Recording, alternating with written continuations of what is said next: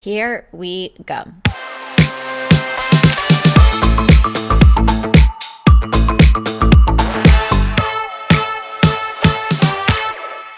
Well, hello, my friends. Happy Wednesday. Welcome back. A very quick reminder, if you haven't yet taken my career quiz, which career mindset is keeping you stuck, you can take that quick 60-second quiz now. The link is down below. Okay, today I am talking all about debt. Everyone's favorite subject. More specifically, I'm talking about how to feel fine about your debt. Now, what I'm about to say might blow some of your minds, blow your eyeballs right out of your socket. Debt is 100% neutral. What did that bee just say? That's right, partner. Debt is 100% neutral. Now, a lot of people, including some of you watching, will want to argue with this statement. Debt is not neutral. Debt is bad, and everybody agrees with that. Correction, debt is not bad nor good. It just is. Debt exists as a circumstance, and all circumstances are neutral. How we feel about debt is determined by how we think about it. Some people feel ecstatic about their debt. Others feel indifferent about their debt, while some people feel terrible about their debt. And of course, anything in between. I'm sorry, back it up for a second, Shayna. Did you just say that it's possible to feel ecstatic about debt? I sure did. If you are watching this and have debt of any kind, student loans, credit card, mortgage, or a pile of IOUs to your nearest, dearest friend, you get to choose how you feel about it. Are you still scratching your head about the ecstatic comment? For example, think about the medical student who just graduated from medical school and is now officially a doctor. He or she is a great example of somebody who may feel ecstatic about their debt. They're like, I'm an effing doctor. What? I wear the white coat now. Watch out, world. That person is thanking their debt, thanking the option of even going into debt in the first place to achieve their dream. Their debt allowed them to become a doctor. That person is not like, OMG, I have $200,000 in debt. This is terrible. I'll never pay it back. I'm drowning.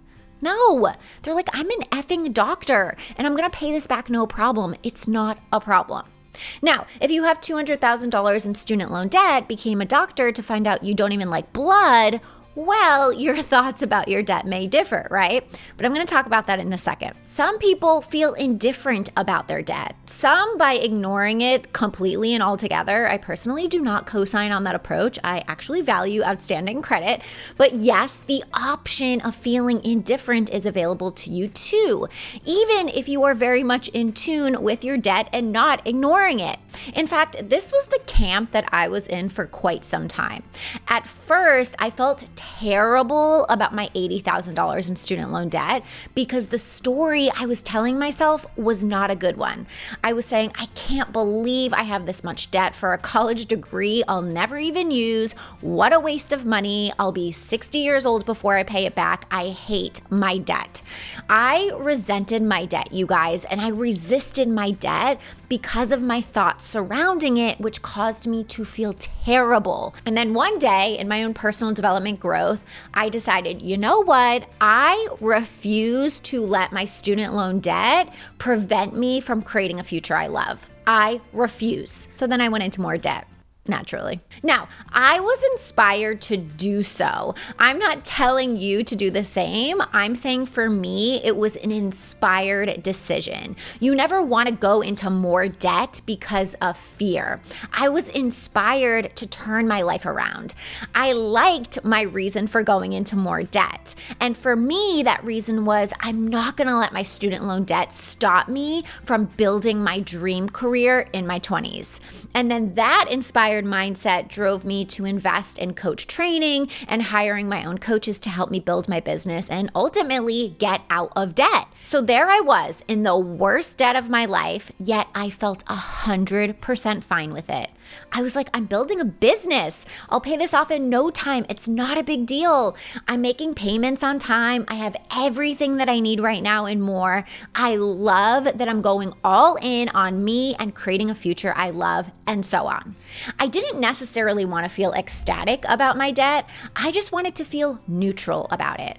And when I felt neutral about it, it didn't suck out the energy and excitement of my higher self. When I chose to feel neutral about it, I actually had way more energy and creativity to get on with my life and make things happen for me. And then the rest is history. Guys, when we feel awful about our debt because of our thoughts about it, what do? We approach life from a place of lack and insufficiency. We spin in our poor me story. We feel powerless over what we can create. We use it as an excuse to not go out and get what we want and create the life we want. That mentality is not useful, you guys. You can have that mentality. It's available to you, I promise, but just know that you're the one creating it. If debt were bad, everyone would feel equally bad about it, but that's not the case. When I want something, you guys, I do whatever it takes to make it happen. And I've never, ever let money or debt stop me. I just work more, budget more, sacrifice more, get a loan, reinvest in me, create more value for the world, all of it. Like, I've felt more free and abundant in the present moment and excited about my future in times of my deepest debt. That is the God's honest truth. It doesn't matter how much debt you have. The debt does not create your feelings about it. Your thoughts about your debt create your feelings. And when you know how your thoughts and feelings create all the results in your life, when you know that feeling abundant, free, sufficient, whatever feeling you think that money represents, when you feel that feeling first is how you attract money. We can't lack our way to abundance. We can't feel sorry for ourselves and create value in the world. We can't focus on what we don't have to create what we want. That is the truth. So if you're feeling terrible about your debt, here's what I suggest. First, you want to ask yourself, how do I want to feel about it? Again, I'm not suggesting that you go from 0 to 10 on the emotional scale. In fact, trying to do so can actually have the reverse effect. I suggest slowly moving to neutral, but you've got to commit to that. You've got to really want to feel better about your debt. You've got to really know how important your feelings are to getting out of debt. Most people think I have to pay off my debt, then I'll feel free and great. But it's the opposite, you guys. You've got to feel great first. Then you take the inspired action that gets you out of debt. When we feel terrible about our debt, do you know what most of us do?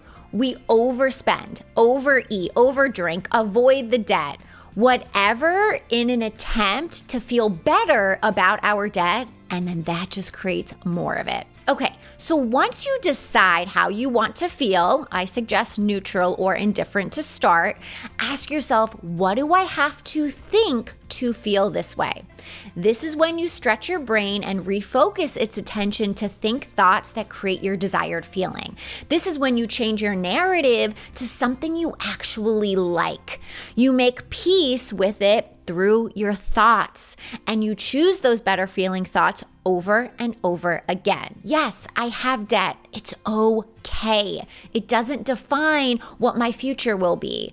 My job is to feel 100% sufficient in my life right now, because that high vibration will serve me in the right direction. I will pay it off. I'm so confident in the decisions that I'm making from this inspired place, from this place of feeling abundant right now, and I am on the brink of becoming debt-free. That is the work, you guys. And then you want to imagine yourself debt-free. Really go there in your mind's eye. You will feel free. And then when you catch yourself feeling bad about money, choose again. Choose a better feeling thought. If anything, by practicing this, you recognize, whoa, I really am in control here. 1 second I can feel free, 1 second I can feel bad, just based on the thoughts that I'm thinking. That power and responsibility is everything. I love being in control of my emotions, let me tell you. All right, my friends, that is it for today. Thank you so much for watching, and I'll see you next Wednesday. Bye. Hey, if you found this video useful, you've gotta check out Recess. It's where you get access to all my trainings, YouTube guides, and the best part, weekly coaching with me. If you are ready to level up with the rest of my students, go to www.recessschool.com. See you there.